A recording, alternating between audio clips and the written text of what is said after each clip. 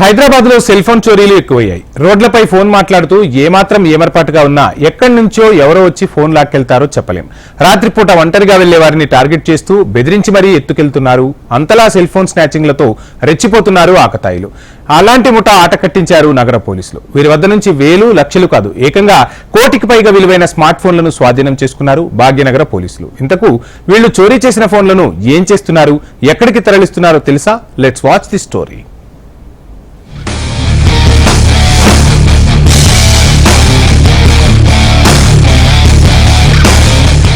హైదరాబాద్ నగరంలో అంతర్జాతీయ mobile snatching ముఠాకి చెందిన వారిని సౌత్ జోన్ టాస్క్ ఫోర్స్ పోలీసులు అరెస్ట్ చేశారు.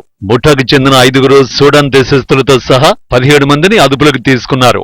వారి నుంచి 1.75 కోట్ల విలువైన సెల్ ఫోన్లు స్వాధీనం చేసుకున్నారు. నిందితుల్లో 12 మంది హైదరాబాద్ కు చెందిన వారని, 5 సూడాన్ వాసులు ఉన్నారని హైదరాబాద్ కొత్వాల్ కొత్తకోట శ్రీనివాసరెడ్డి వెల్లడించారు.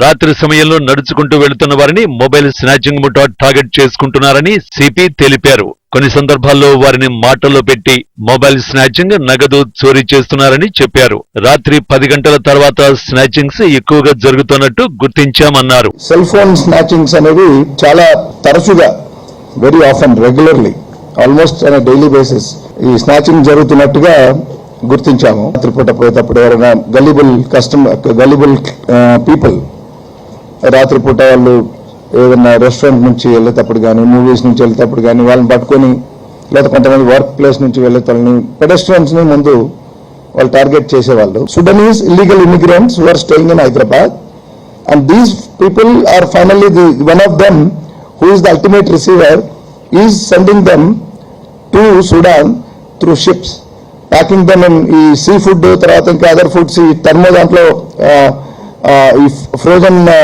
ఈ కంటైనర్స్ లో, బాక్సెస్ లో పంపిస్తారు. ఆ వాటిలో అటువంటి బాక్సెస్ లో వీటిని పెట్టి పంపిస్తున్నట్టు కూడా మనకు తెలిసింది.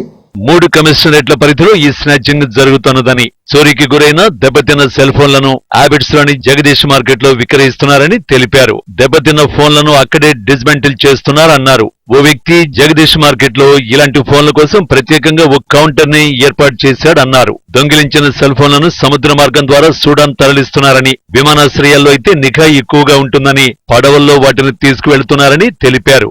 మొత్తానికి హైదరాబాద్ నగరంలో పెద్ద మొత్తంలో సెల్ ఫోన్ స్నాచింగ్ దొంగల ముఠాను అరెస్ట్ చేసి ఫోన్ స్నాచింగ్ ముఠాను హైదరాబాద్ పోలీసులు కట్టడి చేశారు.